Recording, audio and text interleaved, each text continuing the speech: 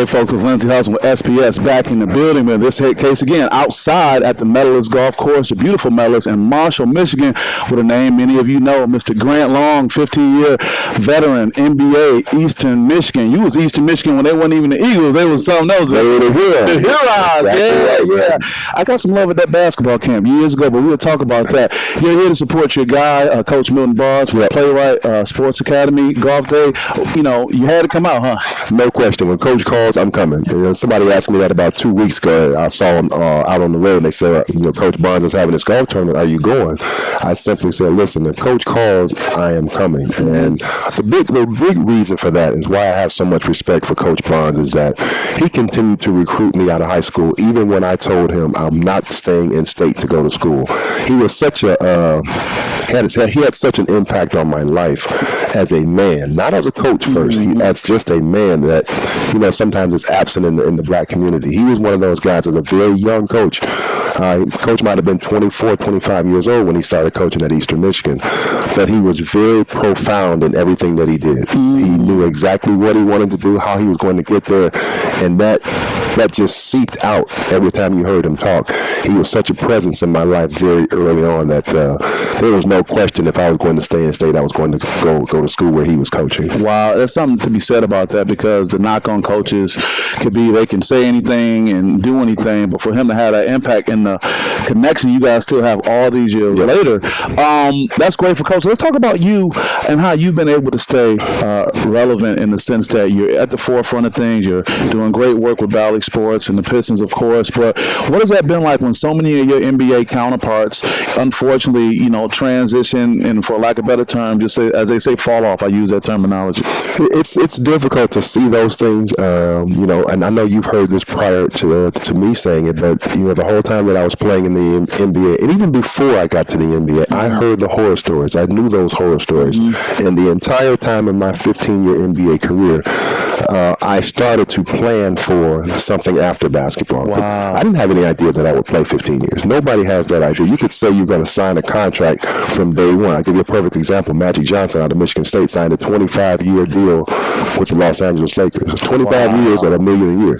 Wow. He didn't play 25 years. Sure. He never even got to that. Sure. Because as a matter of fact, they ripped that deal up. But a lot of guys think because they sign a 7-year deal that they could actually play 7 years in the NBA. A lot of times that doesn't happen. Anything, injuries, you might not be as good as you thought.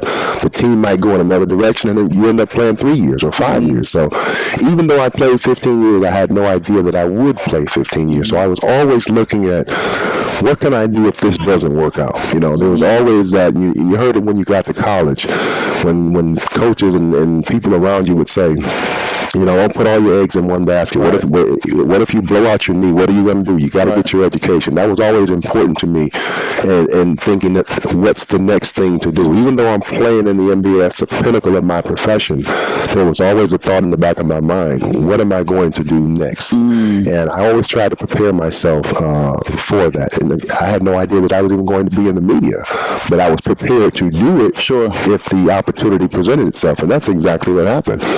I retired. I was retired in 2003, and I got a call from TNT, and they asked me, "Hey, are you interested in doing some color commentating?" I said, "Well, I've never done it before, but it can't be that hard, I wouldn't think."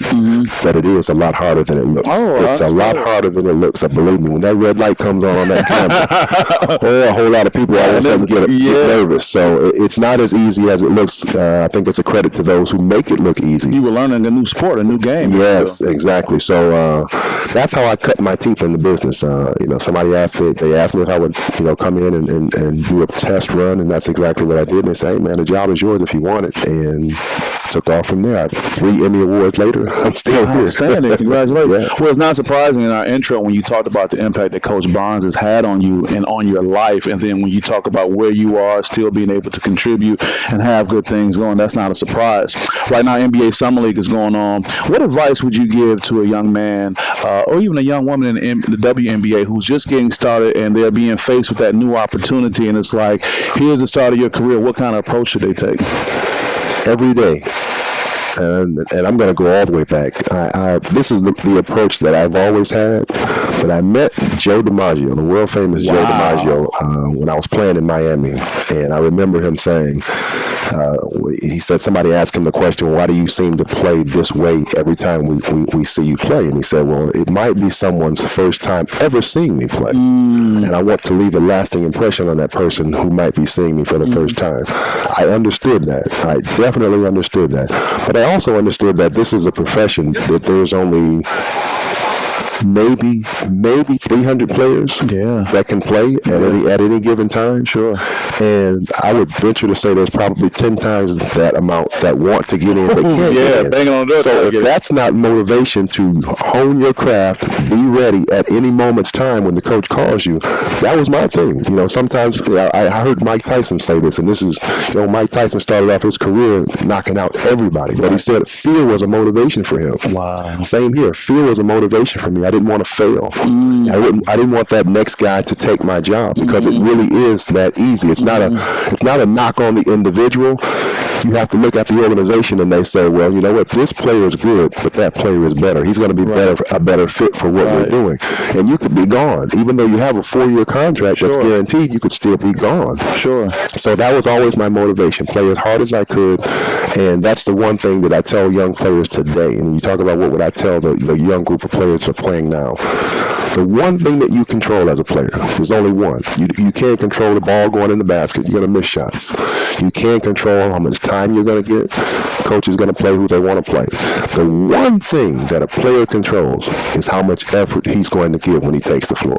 When he gets that opportunity. You can say, I'm going to play hard. You can say, I'm going to dog it today. That's the one thing that you control, is how hard you're going to play. And I've always understood that. So that's what I always tried to do, give everything that I had every time I took the floor. And it became one of those things that was noticeable in my game when people would say, a motor, huh? Man, he plays so hard. He plays every game like it's the 7th game of the world championship. Well, that's how you're supposed to play. You're competing. I want to put my sports psychology hat on for just a second and say that you got to the NBA and took that approach. But was that probably close to being the first time you were challenged as much as you were then? Because probably along the way, high school and college, you probably were one of the best players all the time compared to being in this larger pool of just so many more talented players? Contrary, because I wasn't that guy. I was always the guy 2 seats away from that guy. So I wasn't the guy that got the All-State nominations. I wasn't never considered for Mr. Basketball. I was never that guy. I was always the guy that they say he works hard. He'd be a great compliment player. You know, I was basically an all-city player. I was never an all-state, no McDonald's All-American. I didn't have any of those accolades. So it was always every game I had to prove my worth. And I didn't start a whole lot of games my freshman season at Eastern, but I progressively got better. I went from 4 to 8 to 12 to 23 points a game. So that work ethic that I started with continued throughout my college career that propelled me to being one of the better players in the MAC conference in my senior year. So, and I would think that when you were the second or third guy, you probably end up having a greater career than some of those original first guys. Absolutely. That everyone was thinking about. Because of what you just said. Because a lot of players early on, if they're that guy, so to speak, a lot of things are given to them. There are a lot of things that are afforded to them that aren't afforded to that second or third guy down the wrong. So, you know, some of those guys, when they get to a higher place, they don't have the work ethic because everything was handed to them. And that's what you hear a lot of times, or you see a lot of times, I should say, a lot of those NBA players or high college players, and you think, wow, what happened to that guy? He just fell off. Well, he didn't fall off. He got a reality slap. Well, we're not going to cater to you, because now when you're in that bubble back in your high school, when you open it up a little bit more in college and you open it up greatly in the NBA, there are so many more players that can do what you do, but they also have the work ethic and the right mentality, and that's when you're going to be pushed to the wayside, and you'll get exposed. Exactly. There's no question or no surprise that Milton Barnes' legacy is showing, as we talked to Grant Long here, one of the golfers for the Playwright Golf finally got the medalist. I just want to thank you for coming out. Is there anything you can share to individuals about Playwright, Coach Barnes, or just, positive words before we let you get out of here? Hey, listen, Coach Barnes has the appropriate name, Playwright, because he's one of those coaches that will teach you the right way to play. It's interesting. We had a conversation last night at the reception, and we were talking about Earl Boykins, and he said Earl Boykins was a handful for me. He was one of those guys who always kept me off balance because he had to do something. This is what Coach Barnes is telling me, and I said immediately, I stopped the conversation. I said, you were never that way with us as young players. Coach Barnes was very, very stern. He said what he meant, and that's what it was. It was his way or the highway. And even as coaches, you can tell that he's grown so much more than that.